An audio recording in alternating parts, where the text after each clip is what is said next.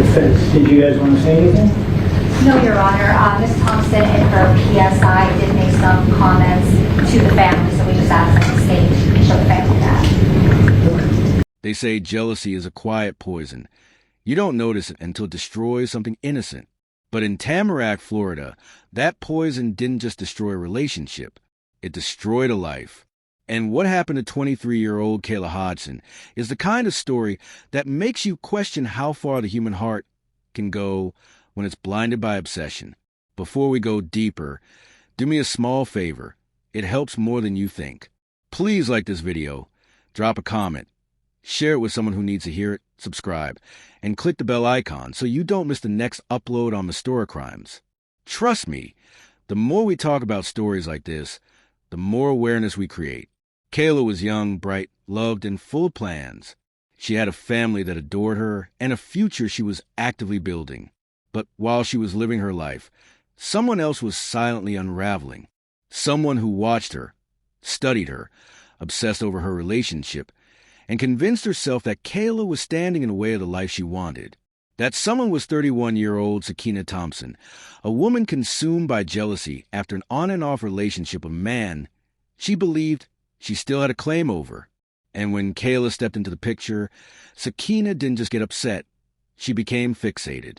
Friends noticed how her social media posts began to shift. The tone became darker. The comments felt pointed. The jealousy started to show, but no one could have imagined how deep it really went. On the night everything changed, Sakiyna wasn't acting on impulse. The evidence later revealed she had planned it, waiting for the perfect moment. Investigators said she even rehearsed what she would do. This wasn't a burst of anger. It was a decision, a cold one. Kayla walked into what she believed was just another normal day, but she wouldn't make it to the end of it. What happened inside that apartment shocked even the police officers who responded first. The brutality was something they described as personal, the kind of violence fueled by raw emotion, not randomness. And the heartbreaking part? Kayla never saw it coming. After Sakiyna was arrested, the community was split between disbelief and outrage. How could a 31-year-old woman commit a crime so calculated? But the case didn't end with the arrest. It was only beginning. Investigators pulled digital records, messages, deleted posts, and location data. What they uncovered painted a picture that chilled everyone involved. Sakiyna had spent days obsessing over Kayla online, sending angry messages, typing out long rants, and then deleting them, even searching up how to hide evidence. Prosecutors used every detail to build a timeline showing her mindset. Not confused, not overwhelmed, but intentional. Jealousy turned into fixation, and fixation turned into a deadly plan. When the trial finally came in late 2024, Kayla's family sat in that courtroom holding each other, listening to the graphic details no parent should ever have to hear. Witnesses testified. Detectives walked the court through the crime step by step. And when the prosecution displayed the digital evidence, the searches, the messages, the location pings, the entire room felt the weight of how preventable this was. But the biggest punch came later, during sentencing in 2025. The moment you'll see in the courtroom footage, I'll add in this section of the video. The judge looked directly at Sakiyna and said the crime showed a shocking level of premeditation. He said Kayla was robbed of her future in a way that left permanent scars on everyone who loved her. Defense, did you guys want to say anything? No, Your Honor. Ms. Thompson in her PSI did make some comments to the family, so we just asked them to state and show the family that. Well, I'm not going to read them. If she wants to read them, she can read them, but that's 100% up to her. So having said that, anything else we need to do before sentencing? No, Your Honor. Okay, so with that, court read the PSI, read the letters in support of the defendant, heard from every single member of the family wanted to speak to me with regard to Ms. Thompson. With that, with the decedent, Kayla. Having said that, and having watched the trial and having watched the jury's reactions to each individual thing that was placed in evidence, and having watched the witnesses testify as to what they testified to, it's interesting that I note that the defendant was in the beauty business, and the beauty business is what led the police to the defendant to the DNA sample that was found underneath the fingernail of the victim. With that, I also understand I have no discretion whatsoever, nor would I want any discretion whatsoever with regard to this particular case. I do believe the defendant needs to go to prison. I do believe the defendant's, in this particular situation's crime was heinous in the way she tracked down, located, showed up, and then killed Ms. Thompson. With that, the court does sentence Ms. Thompson to adjudicated guilty sentence to life in prison. Under Florida's criminal punishment code, that's without parole. And she will serve the remainder of her life in prison. And anything else? In order of restitution, Order reserve restitution, the outstanding court costs will be a civil lien. With that, anything further with regard to the defendant? No, Your Honor. Okay. With that, Ms. Thompson, you have 30 days to appeal the sentence of court. If you cannot afford a lawyer will represent you, and I will make the pre-sentence investigation letters and the information that was presented to me a part of the court proceedings. Thank you very much, and more business is concluded for the day.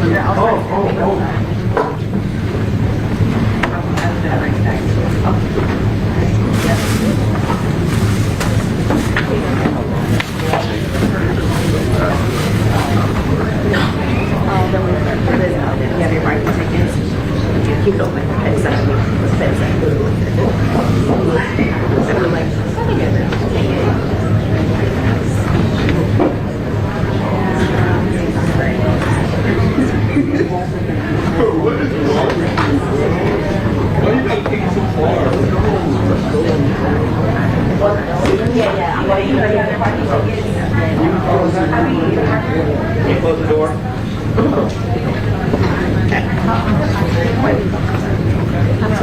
Just wait for her to walk in. I'm trying to decide if it's worth trying to see if I can bring it back to you.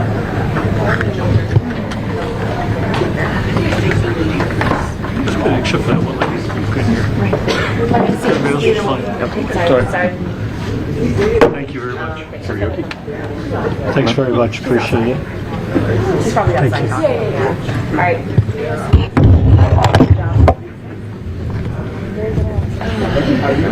Too many to get fixed for Broward County. I said that a little faster than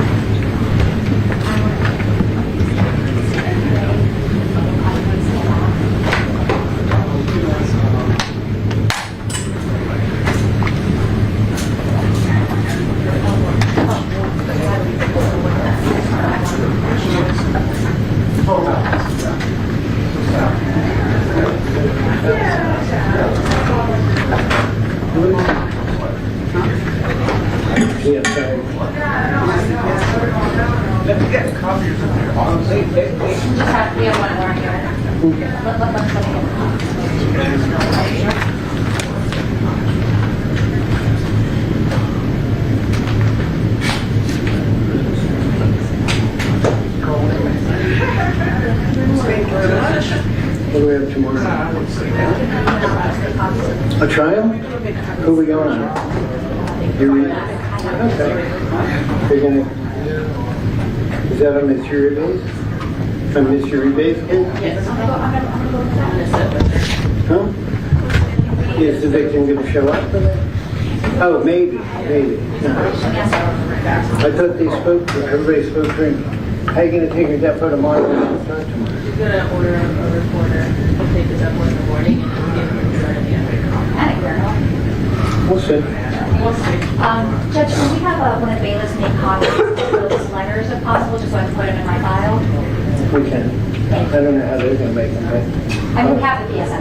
let me see if Sabrina can come. She'll make it.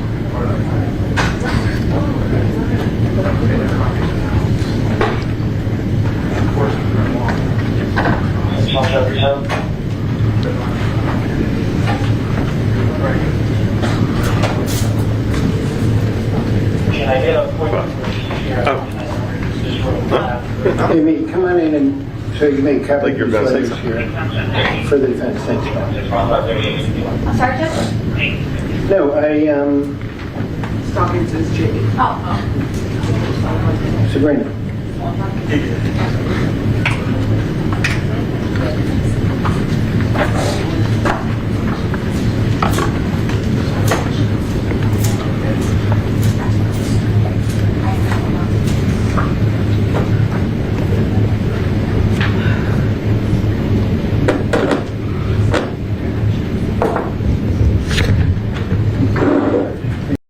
Kayla's mother gave a victim impact statement so emotional that even people who didn't know her personally felt the pain through the screen. Very wicked and evil, and a person like her, it's important that they never see the light of day again. I'm just glad that we got the justice that we was looking for, and that New documents unsealed shortly after revealed even more, including previously unseen messages where Sakiyna had vented to a friend, saying she couldn't stand seeing him with her and something had to change.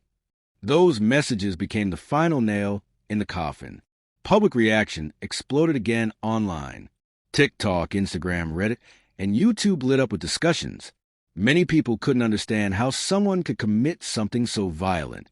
Others questioned the role of jealousy, mental health, and early warning signs that people ignored. But the truth is simple. Kayla didn't deserve any of it. And every new update just made her story even more heartbreaking. When the judge finally handed down the sentence, life in prison without parole, the courtroom fell silent. Sakiyna didn't cry. She barely reacted, but Kayla's family did. They cried, held on to each other, and whispered prayers under their breath. For them, justice didn't bring Kayla back. It didn't erase the pain. It didn't fill the empty seat at the dinner table or the silence in her room. But it closed a chapter they had been trapped in for more than a year. Newly released interviews showed that Kayla had been excited about her future. She wanted to travel, start a business, build a family someday. And knowing all of that, knowing she died because someone couldn't handle losing control, it hits differently because this wasn't a stranger. It wasn't random. It was someone who wanted what Kayla had and believed the only way to get it was to remove her completely. And that's what makes this case so unsettling. Not the brutality, not the planning, but the motive, jealousy. Something so common, something so ordinary, something we all feel at some point, but rarely acknowledge. So now let me ask you, how does jealousy turn into violence? What makes someone cross that line? Are there always signs, or do some people hide their intentions too well? And if the people around Sakiyna had taken her threats, her posts, her anger more seriously, could Kayla still be alive? Tell me your thoughts in the comments. And if you want YouTube to keep pushing stories like this so more people become aware, don't forget to like this video, share, subscribe, and click the bell icon so you don't miss the next deep dive here on Mystoracrimes. More cases, more truths, more awareness. Stay safe and stay observant.